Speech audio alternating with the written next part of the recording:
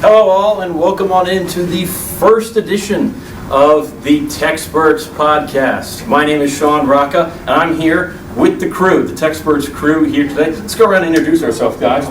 Go ahead. My name is Diego. I'm a reporter for East Carolinian. My name is Nick. I'm Nick Green. I should probably specify that because we have two Nicks in here. Yeah. But I'm Nick Green. I am a DJ with WZMB. Hey, my name is Trevon McGlone. I'm also a reporter for the East Carolinian.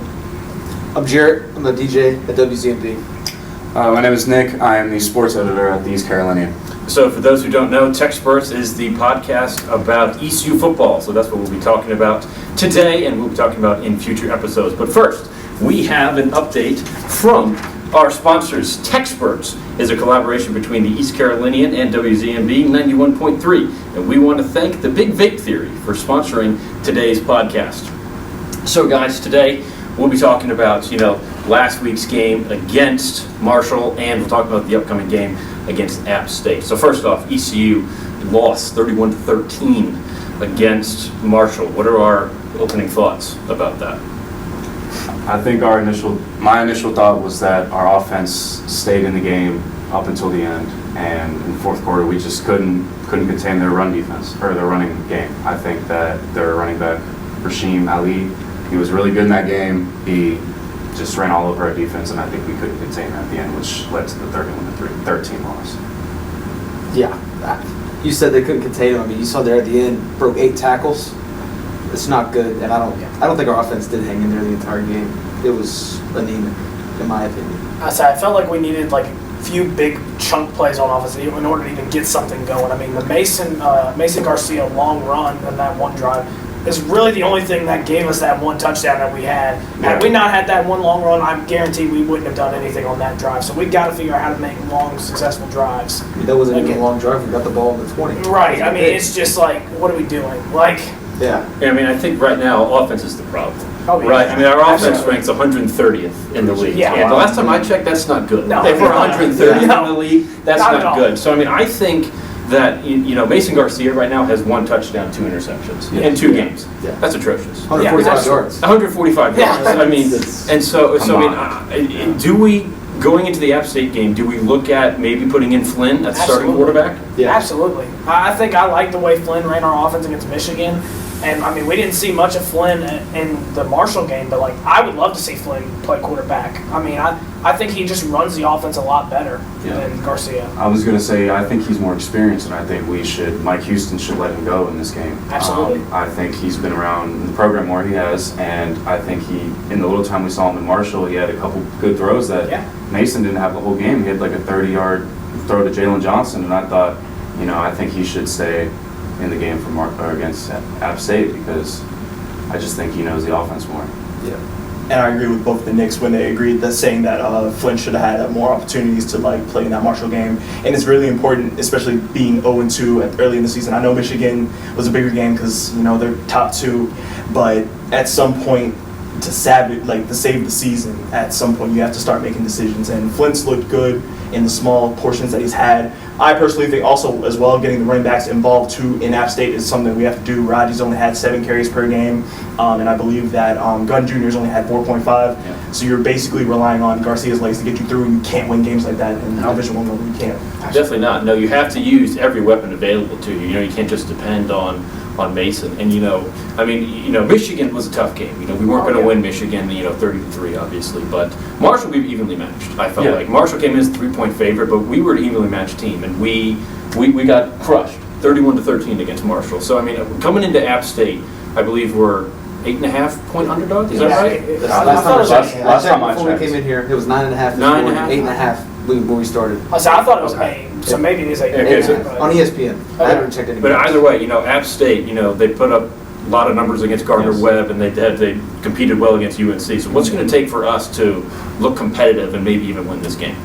I think App State has a very good offense. I think they've scored over 40 in every game they played. They put UNC down to the wire, double overtime just last week. So I think even though our defense has looked good, we will need to contain their running game. Nate Noel on App State has averaged 100 yards per game on each of his games so far.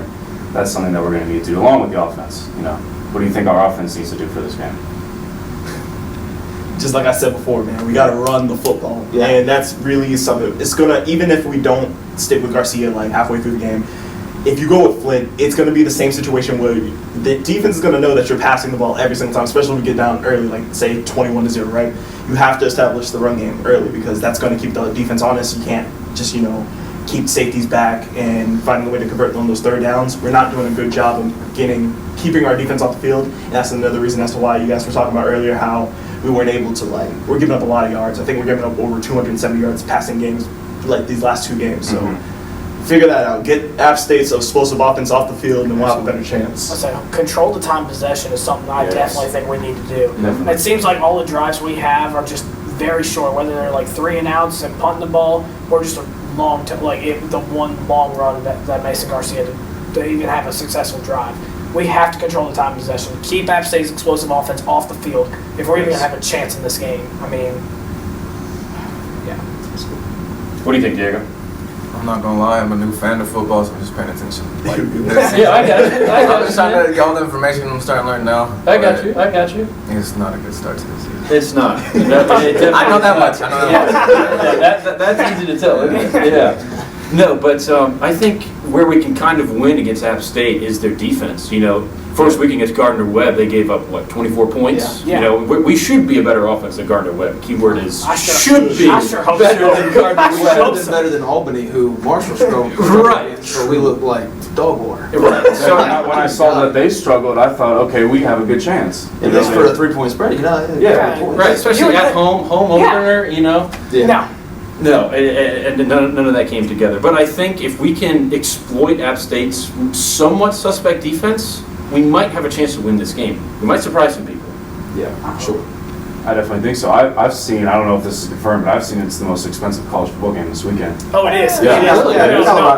No. Colorado's got $547 tickets. That's average. Yeah, I think as It's the week Colorado. as the week has gone on, Colorado's As the rise. week has gone on, but at the Yes. beginning of the week, I saw the exact same stat that our game was definitely the most expensive game, Yeah. just because of how Sold quickly out. it sold out and how small App State Stadium is. Yeah. The capacity is 2 seats in a Oak Leaf? Yeah. It's not that big of a stadium. If we look back to 2021 season when we opened up against them in Charlotte Yeah. at the Panther Stadium, we even sold out that Yeah. game. So hopefully we can get our revenge back on that one. I sure hope so. I mean, it's For some of the guys that are still around, I know most of our big talent is gone, but we need to get our revenge back for that game.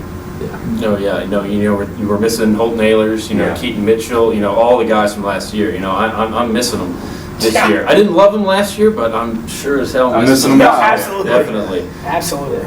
And I think that's also another reason as to why we've been struggling. I remember seeing I think it was NBC, there was a graphic that showed us on top of Colorado having the most new recruits, we've had a lot of new talent come into the game. Garcia starting for the first time in the year. Roger Harris starting this now after Mitchell graduated. So it's a lot of trying to adjust and figure out getting that offensive flow, getting comfortable and everything. I think, to be honest with you guys, getting a big win in Boone over the weekend. Oh, man. That's going to definitely get that That'd be momentum going. That would That would be nice. awesome. No, especially because, I'm sure a lot of these guys know guys who play for App State, know guys at App State. I'm sure all of us Yes. here know Oh, somebody at absolutely. App State, Absolutely. yeah? So, I mean, just to win this game would be huge for the guys and huge for everybody on campus. We want a victory for our Pirates, I right? say, Yeah. I'm making the trip to Boone this weekend, so let me tell you. I'll be there too. I'll be there. I say, if we can get a win in Boone, that would be one of the greatest things to just do. I would love to do that. It would be a great relief for That's all nice and good. You got people on the team and friends and stuff, and you want to beat an in-state rival, but just for the season, it's a tough schedule, conference opponents and whatnot, and it already seems like it's starting to get off the rails a little bit. It is, and especially if we lose this game, 0-3, it gets really tough to get to 6 for a bowl game, right? I mean, we got Gardner-Webb and Rice. I don't want to say those are layup opponents because we've seen how we but, those are kind of easier matchups before we get to the Tulanes and the, SMUs. Mhm. Yeah. Those tough ones. SMU will be a Thursday night game Yeah. here. That's going to be a great game. That's going to be exciting. Thursday night right before fall break, too. Yeah, exactly. I mean, I'm pretty sure that classes are closing. Our classes end at 3, Yeah. so then everybody can go out and get ready for the game. Yeah. But no, looking at the schedule, Jarrett, you said it. When we play UTSA, Tulane, probably won't win those games. I mean, we're at 5 losses here. So I mean, realistically, guys, can we make a bowl game? No. No. Not from what I've seen so far. And just the coaching staff talking about 2 quarterbacks, and that could be our outlook the whole season. They need to get this stuff figured out before conference play starts. Like Rice, easy matchup Rice, I think. But even then, you can't go in with the 2 quarterbacks. You can't go in where the quarterback is your entire run game. You need to get the backs involved. Defense looks fine, but they just need to figure out the offense before we get into conference play. And what you said about the 2 quarterbacks is, and what I've always believed, the great coach Steve Spurrier, he said, if you have 2 quarterbacks, you have 0. I think we need to stick to one quarterback, and I think it'll, because we've had 2 years to prepare these guys. Yeah. Behind Holton. 3 for Mason. Yeah, 3. And so these guys should be ready. You know, we should not be going back and forth. My personal take is I think Donnie Kirkpatrick needs to go, offensive coordinator. Sure. I think Absolutely. Feel that way. Absolutely. he's a guy from JMU, I believe, with Mike Houston, and they got that little connection there. But I think for the better of the team, I think if it does not go well and they keep with this 2 quarterback system and we cannot put points on the board, I think he's on the hot seat. Absolutely. I mean, I don't know about you guys, but it feels like on first down, we run the same running play inside all the time. It is so frustrating to me to watch that. Like, I see other teams, like these big teams, Alabama, Ohio State, they're doing like screen passes or even just a quick slant, on first down. Why aren't we doing something like that? Well, they have NFL talent. True. So True. They do, and they have bigger linemen, obviously. In the first round. True.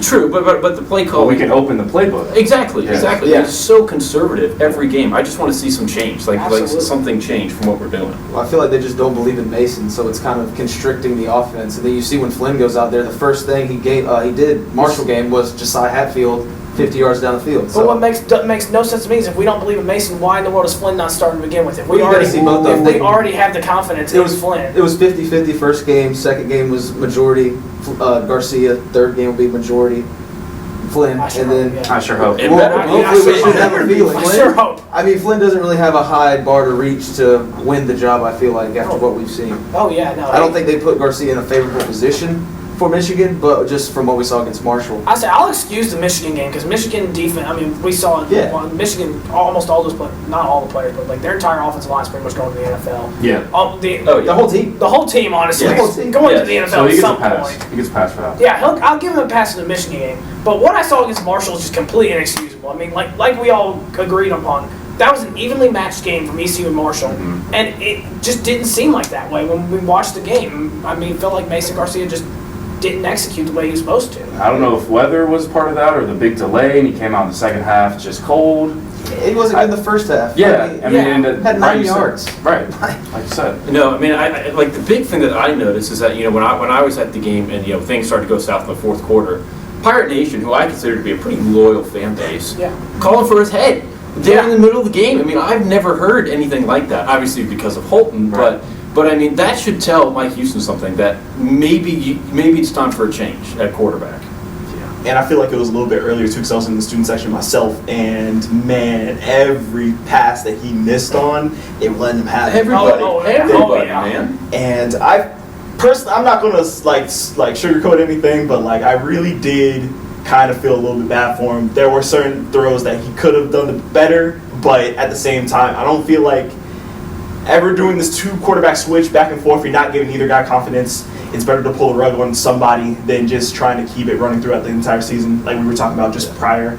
And that's really important going forward, especially if we go down early. I personally think in the Marshall game, because it was close, it might have helped out a little bit. But the delay could have inflected not just on the offense, but defensively, kind of get us out of our rhythm. Marshall kind of figured it out and then attacked on it. Well, it seemed like once Marshall went up 17-13 on us, it seemed like Mason was just trying to force the ball where it just definitely did not even need to go. Like, he had a few sustained drives before that, and then just as soon as we went down and the pressure came on, he just started forcing the ball just where it didn't need to go at all. And then next thing you know, it's 31-13, and we're out of the game entirely.